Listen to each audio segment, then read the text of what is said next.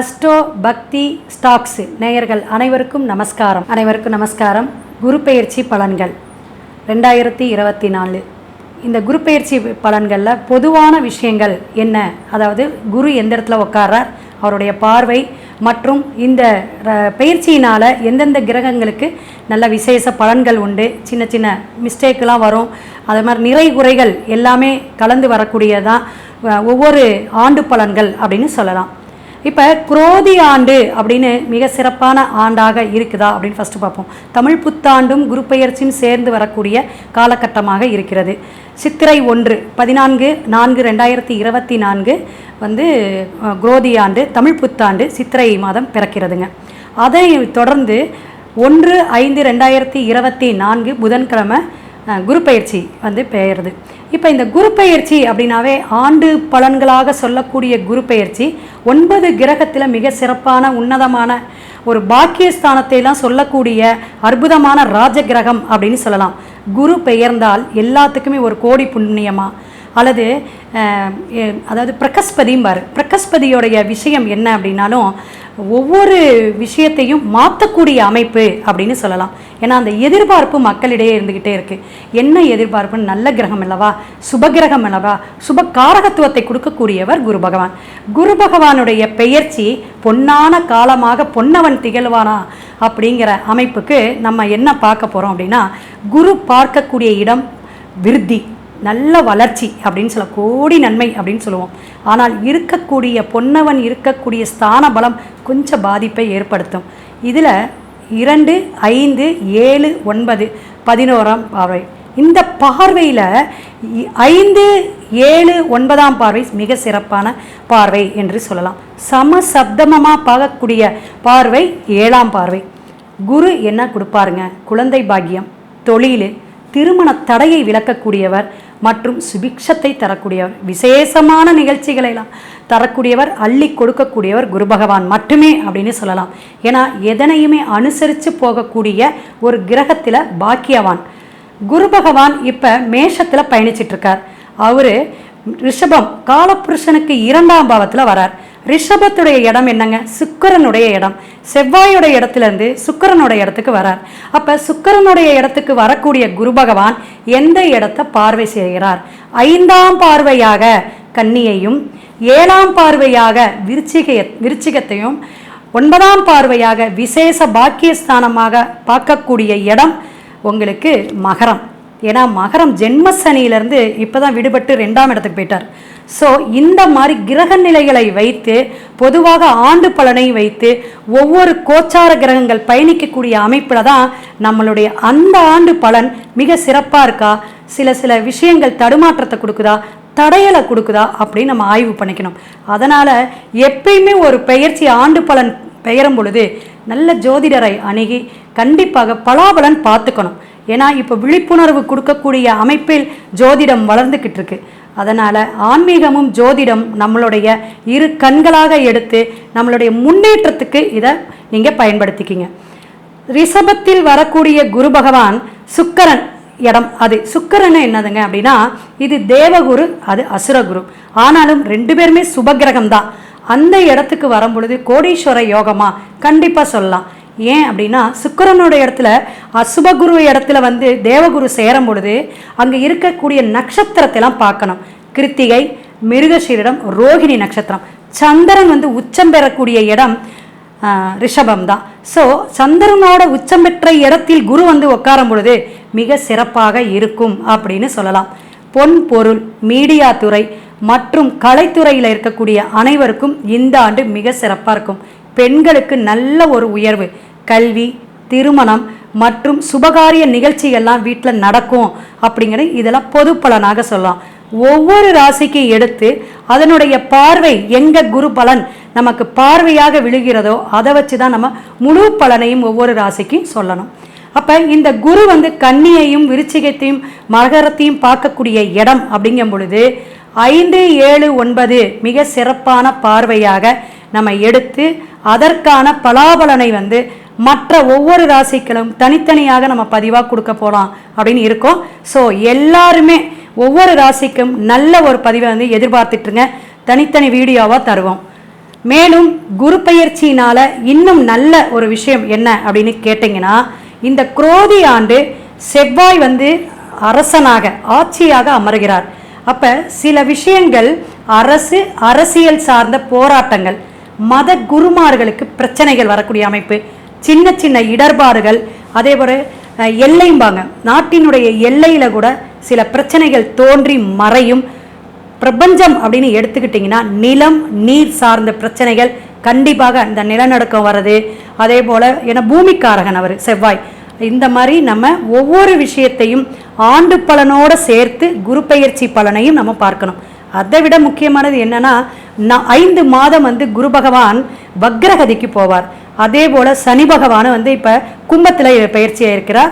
So காலபுருஷனுக்கு அது 11ஆம் பாவமாக இருந்தாலும் கும்பத்தில் சொந்த வீட்டில் உட்காந்துருக்கார். தன்னோட வீட்டில் இருக்கும்போது அவர் ஆட்சி நல்ல ஒரு அதிகார பல தோரணையோட இருக்கக்கூடிய சனி பகவான் சனியுடைய இடத்திலேயே இருக்கிறனால அவருக்கு எந்த கெடுதலும் மற்ற பாவத்துக்கோ மற்ற ராசிக்கோ கொடுக்க மாட்டார். அப்படிங்கிறத நீங்கள் கணக்கில் எடுத்துக்க கூடாது. அங்கேயும் நிறை குறைகள் உண்டு. நியாய திராசு போட்டு எடை போட்டு பார்க்கக்கூடியவர் சனி பகவான். ஸோ சனி பகவானுடைய நிலைப்பாடும் குரு பெயர்ச்சியோடைய நிலைப்பாடும், ஏங்க ராகு கேதுவை விட்டுட்டீங்களே அப்படிம்பிங்க. ராகு கேது ரொம்ப ரொம்ப முக்கியம். ஏன்னா அசுப கிரக வரிசையில் அதிகமான அதிர்ஷ்டத்தை கொடுத்தாலும் சில தடைகளையும் நம்ம தருவோம்னு அவங்களே செய்வாங்க. பாவ கிரகங்கள் வரிசையில் மீனத்தில் ராகு பகவான், கன்னியில் கேது பகவான் பயணிச்சிட்டு இருக்கார். காலபுருஷனுக்கு 12ஆம் பாவமும் காலபுருஷனுக்கு 6ஆம் பாவத்திலையும் பயணிக்கக்கூடிய ராகு கேது இந்த நிலைப்பாடுகளை எடுத்து ஒவ்வொரு ராசிக்கும் குரு பெயர்ச்சியுடைய முழு பலனை பார்ப்போம். குரு பெயர்ச்சி பலன்கள் 2024 பொன்னவன் மாறக்கூடிய அமைப்பு ரிஷபத்தில், மேசத்தில் இருந்து ரிஷபத்தில் மாறக்கூடிய குரு பகவான் உங்களுடைய ராசி மிக சிறப்பான ராசியான துலாம் ராசி நேயர்கள். ஏன்னா காலபுருஷனுக்கு 7ஆம் பாவம் துலாம் ராசி. துலாம் அப்படின்னாவே தராசு, நியாயம். சனி பகவான் உச்சம் பெறக்கூடிய இடம். சித்திரை, சுவாதி மற்றும் விசாக நட்சத்திரம் பயணிக்கக்கூடிய குருவுடைய நட்சத்திரம் பயணிக்கக்கூடிய இடம் துலாம். துலாம் ராசிக்காரங்கள் எதையுமே நேர்மையாக செய்யணும், ரசித்து செய்வாங்க. ரொம்ப அருமையான உழைப்பாளின்னு சொல்லலாம். ஏன்னா சனி பகவான் உச்சம். எதையுமே ஒரு உயர்வான சிந்தனையை கொண்ட உங்களுக்கு இந்த குரு பெயர்ச்சி எப்படி இருக்குது அப்படின்னு பார்த்தீங்கன்னா, உங்களுடைய குரு பகவான் எப்படி வரார் அப்படின்னா எட்டில் உட்காரார். உங்களுடைய இடத்துல இருந்து ரிஷபத்தில் 8ஆம் இடத்துல உட்காந்து 3, 6 கூடையவன் 8இல் அமர்ந்து 2, 4, 12ஆம் பாவத்தை பார்க்குறார். பார்க்கக்கூடிய பார்வை அப்படிங்கிறத நம்ம கணக்கில் எடுத்துக்கணும். இதுதான் கோச்சார கிரகத்துடைய பலாபலன். அப்போ 2ஆம் இடங்கிற விருச்சிகத்தை பார்க்குறார், 12ஆம் இடம் கன்னியை பார்க்குறார், 4ஆம் இடமாக மகரத்தை பார்க்கக்கூடிய அமைப்பு. அப்போ 2 பார்க்கக்கூடிய அமைப்பு இதுவரையும் கொஞ்சம் தூக்கம் இல்லாமல் இருக்கும், கஷ்டப்பட்டிருப்பீங்க. எதையுமே ஒரு ஒரீஸாக இருக்கக்கூடிய அமைப்பு. 12ஆம் இடத்தை பார்க்கக்கூடிய குரு பகவானால் நல்ல ஒரு தூக்கம் வரும். தொழிலில் சிக்கல்கள் இருந்துச்சுன்னா அதெல்லாம் நிவர்த்தி அடையும். எவ்வளோ கஷ்டப்பட்டீங்களோ அத்தனைக்கும் விமோச்சனம் உண்டு அப்படின்னு சொல்லலாம். 2ஆம் இடத்தையும் பார்க்குறார். அப்போ தனம் உண்டு, குடும்பத்துக்கு ஒரு புது வரவு உண்டு. எதை நீங்கள் எதிர்பார்த்துக்கிட்டு இருந்தீங்களோ அந்த எதிர்பார்ப்புகள் இனிமேல் நிறைவேறக்கூடிய மிக சிறப்பான காலகட்டம். 4ஆம் இடம் வண்டி வாகனம் வீடு சார்ந்த அமைப்பு, இதெல்லாம் உங்களுக்கு ஒரு விருத்தியை கொடுக்கும் அப்படின்னு சொல்லலாம். அம்மாவுக்கு, தாய்க்கு, தாய் வழி சொந்தத்துக்கு ஒரு உறவுகளை ஒற்றுமையை கொடுக்கக்கூடிய காலகட்டங்கள் அப்படின்னு சொல்லுங்கள். அதே போல் குரு பகவான் உங்களுக்கு நல்ல ஒரு ஆரோக்கியத்தையும் கொடுக்கக்கூடிய காலகட்டம். சுக்கிரனுடைய இடத்துல இருந்து தான் நீங்களும் சுக்கிரனுடைய பிளேஸ் தான் துலாம்.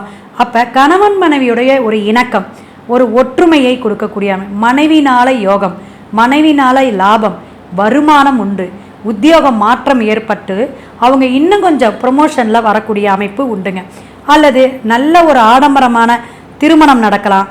ஆடம்பரமான பெண்கள் மனைவி உங்களுக்கு அமையக்கூடிய ஆண்களுக்கு இருக்குது அப்படிங்கிற எதிர்பார்ப்பு உங்களுக்கு இருந்தால் இதெல்லாம் இந்த காலகட்டம் கண்டிப்பாக நிறைவேறும் அப்படின்னு சொல்லலாம். புதிய வரவு அப்படின்னதில் புத்தாடை, அதே போல் நகை நட்டு வாங்குறவங்களாம் வாங்கக்கூடிய காலகட்டங்கள். வீட்டுக்கு என்னென்ன அழகு ஆடம்பர செலவுகளாக பண்ணீங்களோ அதெல்லாம் நீங்கள் ஆசைப்பட்டதெல்லாம் இங்கே இந்த காலகட்டம் உங்களுக்கு படிப்படியாக நடக்கும் அப்படிங்கிறத எதிர்பாருங்க. எந்த ஒரு விஷயத்தையும் தொழிலையும் நீங்கள் செய்யக்கூடிய புதிய முயற்சிக்கு முதலீடு மட்டும் கொஞ்சம் கம்மியாக போட்டுக்குங்க. விரிவான ஒரு அகலமான ஒரு விஷயம் காலை வச்சு அப்புறம் ஆபத்தில் மாட்டிக்காதீங்க. ஏன்னா 2ஆம் இடத்தை பார்த்தாலும் சனி பகவானுடைய அமைப்பு சரியில்லை. 12இல் கேது இருக்கனால சின்ன விரக்தியை கொடுத்துரும். அதே போல் ஏதாவது ஒரு அமைப்பில் உங்களுக்கு மன உளைச்சலையும் கொடுத்துரும். அதையும் நீங்கள் தொழில் சார்ந்த விஷயத்தில் கவனம் தேவை. மற்றபடி இந்த குரு பெயர்ச்சி துலாமுக்கு நல்ல ஒரு வெற்றியை தான் கொடுக்கும். சரிங்க, நல்ல ஒரு பரிகாரம் சொல்கிறேன், கேட்டுக்குங்க. துலாம் ராசி நேயர்கள் நீங்கள் ஸ்ரீ நரசிம்ம பெருமாள் பிரசித்த பெற்ற கோயிலுக்கு போயிட்டு வாங்க. ஏன்னா சுவாதி நட்சத்திரம். ஸோ அது என்னைக்குன்னா அந்த நட்சத்திரனுக்கே போய் வழிபாடு எடுங்க, துளசி கொடுங்க. அந்த யாக பூஜைன்னு சொல்லுவாங்க. எங்கே ஹோம பூஜை நடந்தாலும் அந்த ஹோமத்துக்கு சமைத்துக்கட்டு, நல்ல பசுனை, தேன், இது போல் ஒரு 3 அபிஷேக பொருள் வாங்கி கொடுப்பது போல் ஹோம பூஜைக்கு அனுபூதியாக நீங்கள் என்ன வாங்கி கொடுக்குறீங்களோ அது சிறப்பாக இருக்கும். உங்களுடைய வாழ்க்கையில் அது ஒரு முன்னேற்றத்தை கொடுக்கும். என்னென்ன காரிய தடை இருந்துச்சோ அதெல்லாம் ஜெயத்தை கொடுக்கும். அரசியல் சார்ந்து இருக்கிறவங்க ஜெயிக்கக்கூடிய காலகட்டங்கள், திருமணம் சார்ந்து இருக்கக்கூடியவங்களுக்கு நல்ல ஒரு காலம். ஆனால் யோசித்து முடிவெடுங்க. இது மட்டும்தான். 2, 12 2 இடத்தையுமே பார்க்கக்கூடிய அமைப்பில் குரு பகவான் இருக்கனால இன்பேலன்ஸு எது ஒரு பக்கம் வருதோ இந்த பக்கம் கவனமாகவும் இருக்கணும் அப்படிங்கிற எச்சரிக்கையோட துலாம் ராசி நேயர்கள் இந்த குரு பெயர்ச்சி பலன் நல்ல ஒரு அமோகமான வெற்றியையும் நல்ல ஒரு அமைப்பையும் தரும். ஒரு 70% உங்களுக்கு ப்ளஸ் என்று மற்ற கிரக தொடர்போடு வச்சு சொல்லலாம். வாழ்க வளமுடன். குரு பெயர்ச்சி பலன்கள் 2024 குரு பகவானுடைய பெயர்ச்சி உங்களுக்கு எப்படி இருக்கும்? விருச்சிக ராசி நேயர்களுக்கு இந்த பதிவில் பார்ப்போம். காலபுருஷனுக்கு 8ஆம் பாவம் என்று சொல்லக்கூடிய விருச்சிக ராசி செவ்வாயுடைய ஆதிக்கம் கொண்ட ராசி. லக்னமாக இருக்கட்டும், ராசியாக இருக்கட்டும், மிக சிறப்பு அப்படின்னே சொல்லலாம். ஏன்னா செவ்வாய் இடத்தை குரு பகவான் மிக சிறப்பாக பார்வையிடக்கூடிய அமைப்பு என்று சொல்லலாம். 2, 5ஆம் பார்வையாக இருக்கக்கூடிய உங்களுடைய இடத்தை பார்க்கக்கூடிய குரு பகவான் 7இல் இருந்து பார்க்குறார் அப்படின்னே சொல்லலாம். ரிஷபத்தில் இருக்கக்கூடிய குரு பகவான் 2, 5 கூடிய உங்களுடைய இடத்தை பார்க்கக்கூடியது ஜென்மமாகவும் 3ஆம் இடத்தையும் 11ஆம் இடத்தையும் பார்க்குறார். இது நல்ல ஒரு அமைப்பு அப்படின்னே சொல்லலாம்.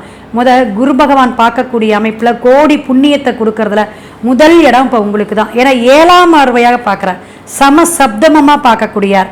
அந்த அமைப்பு எல்லாருக்குமே கிடைக்காது. எந்த ஒரு சனி பகவானுடைய தொந்தரவும் அவ்வளவாக இல்லை.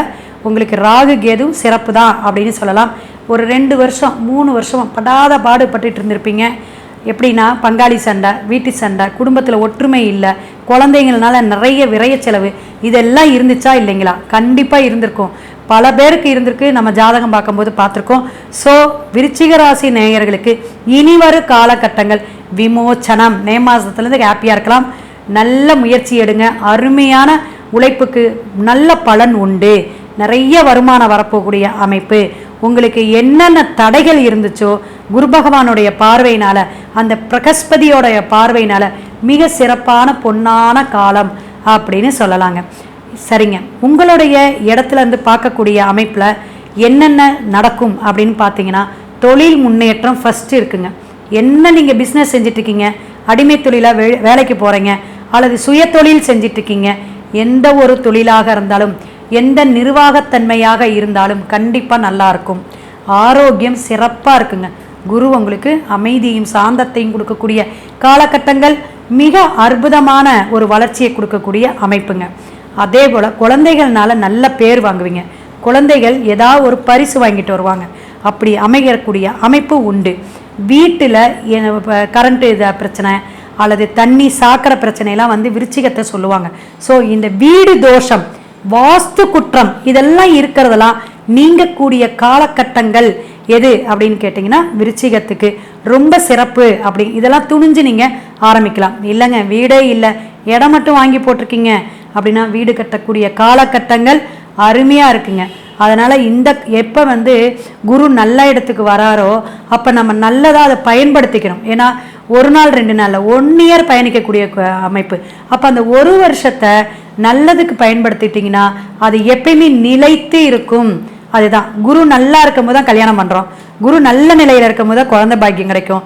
அதே போல் தான் தொழிலும் வீடும் நம்ம அமைச்சுக்கிறதுங்க. விருச்சிக ராசிக்கு என்னென்ன நட்சத்திரம்?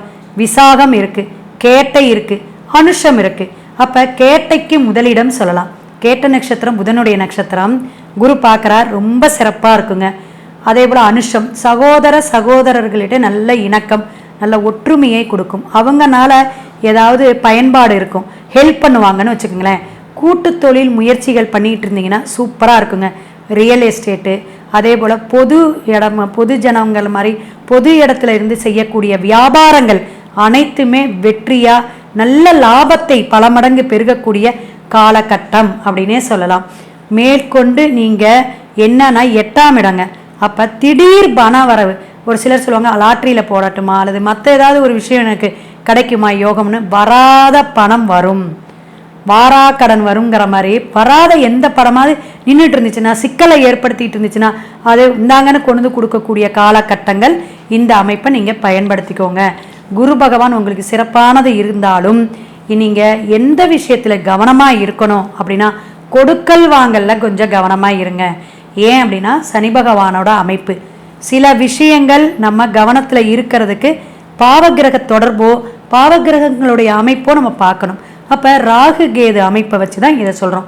அம்மாவுக்கோ அப்பாவுக்கோ மருத்துவ செலவை கொடுக்கும். கவனமாக முன்னாடியே போய் செலவை பார்த்துக்குங்க. அதுக்கு முன்கட்டியே நம்ம பார்த்துக்கும் போது நிறைய ஒரு மருத்துவ செலவை நம்ம குறைச்சிக்கக்கூடிய அமைப்பு. அப்போ வருமுன் காப்போம். உடம்புக்கு தொந்தரவுன்னு தெரிஞ்சனே போய் பார்த்துக்கிறது ரொம்ப ரொம்ப சிறப்புங்க.